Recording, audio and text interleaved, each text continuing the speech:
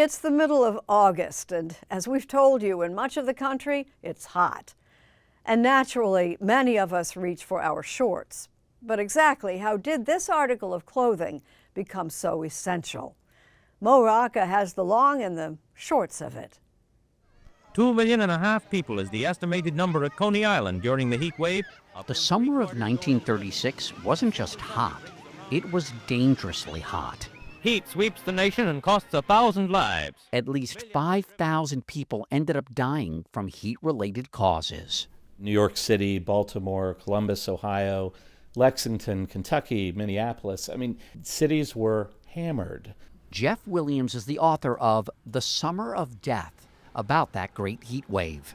For weeks, some cities were 100 degrees or over. There were records that were hit and still have not been broken.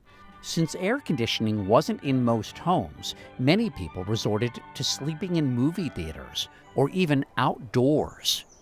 All day you're suffering, and then you can't sleep. And this would go on day after day after day. This was the kind of heat that changed the way people lived. And during an otherwise buttoned-up time in America, it changed the way they dressed. When the business girl arrives at the office, she takes her things off. But in a New York heat wave, she takes off more things than usual. The big chief in this office doesn't mind. In fact, he rather likes it. He says it's healthy for the girls and the men work for less money. Grown-ups wearing short pants in the summer. No big deal, right? But in some places around the country, you were flirting with the law.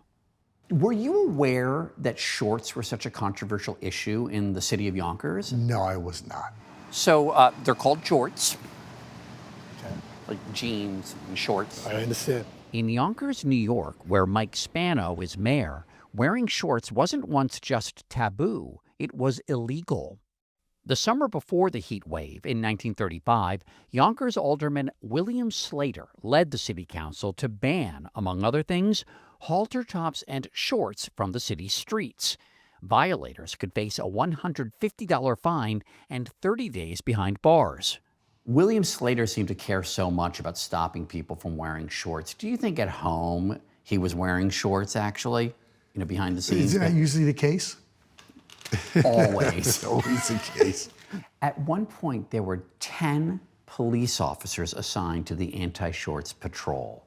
Now, is that a responsible allocation of resources? Absolutely not. But on June 21st, 1936, two reporters from the New York Daily News decided to test the law.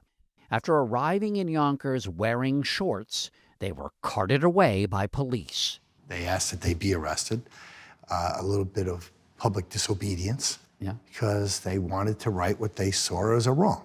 Love it. It's so American.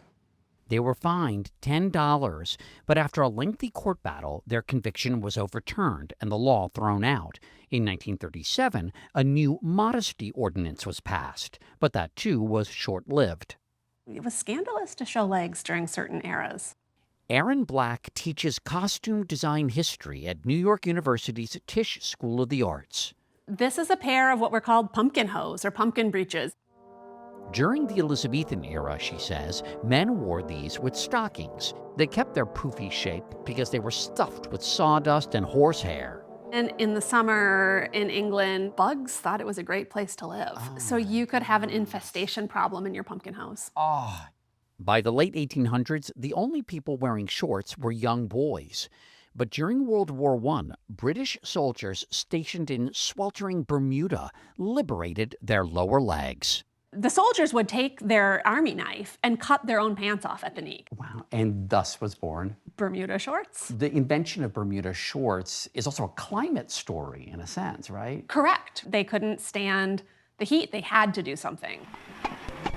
Women, of course, had to wait longer to go shorter. You're my little pinup girl. The popularity of World War II pinup girls like Betty Grable helped.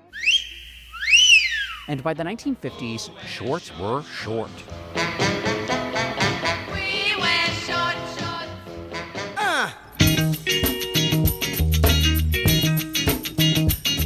Hot pants! This James Brown song came out in 1971, but it was a disco, Black says, that made hot pants high fashion. And we cannot ignore actress Catherine Bach, who, of course, played Daisy Duke. Someday the mountain might get 'em, but the law never will. I mean, that was a phenomenon. Yeah, absolutely. And we still call them Daisy Dukes, right? If your city clerk showed up wearing Daisy Dukes, how would you react? Being it's my little brother, I would laugh. So Vincent Spano is your little yeah, brother? Vinny's my little brother. And if anybody would wear Daisy Dukes, it would be Vinny.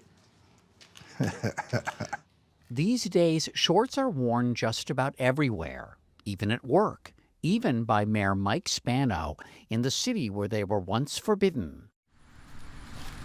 And in Ohio, they're worn regularly by writer Jeff Williams.